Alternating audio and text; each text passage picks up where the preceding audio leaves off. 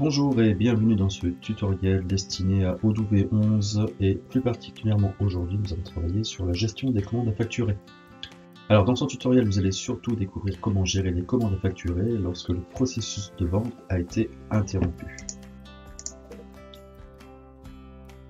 Alors les commandes n'arrivent pas systématiquement à la facturation en une seule journée, donc c'est pour ça qu'il est nécessaire de reprendre le processus à l'endroit où il s'est arrêté.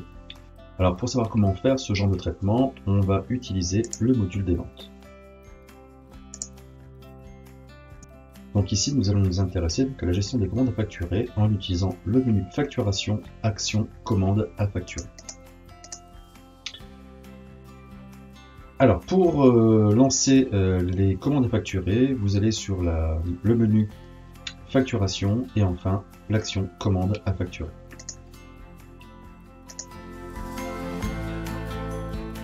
Alors deux méthodes ici peuvent être réalisées pour, on pourrait dire, facturer ces commandes. La première consiste à facturer en masse les bons de commande. Alors pour cela, vous pouvez cliquer sur la case de sélection de l'ensemble des factures.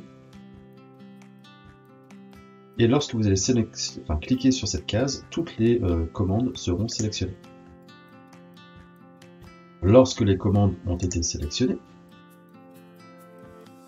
eh bien, il y a un bouton Action qui va apparaître. Et dans ce bouton Action, vous allez pouvoir cliquer dans le menu et choisir l'option Facturer. Dans ce cadre-là, les factures sont alors créées en mode brouillon, comme le volume peut être important. Vous cliquez simplement sur le bouton Créer les factures et cela peut prendre un certain temps dans le traitement des données. Donc les factures qui ont été traitées, bien sûr, sont accessibles dans le mode facturation. Elles sont toutes en mode brouillon. Mode brouillon signifie qu'elles ont été créées, mais elles n'ont pas encore été validées. Vous allez donc devoir passer par la validation ensuite. La deuxième méthode consiste à ouvrir la facture en cliquant sur son numéro, puis à créer la facture en appuyant sur le bouton Créer la facture. La suite de la chaîne de création et de facturation consiste à réaliser le traitement de validation de la facture pour la faire passer du mode brouillon au mode validé. Et pour cela, sur la facture qui a été créée, n'oubliez pas de cliquer sur le bouton Valider.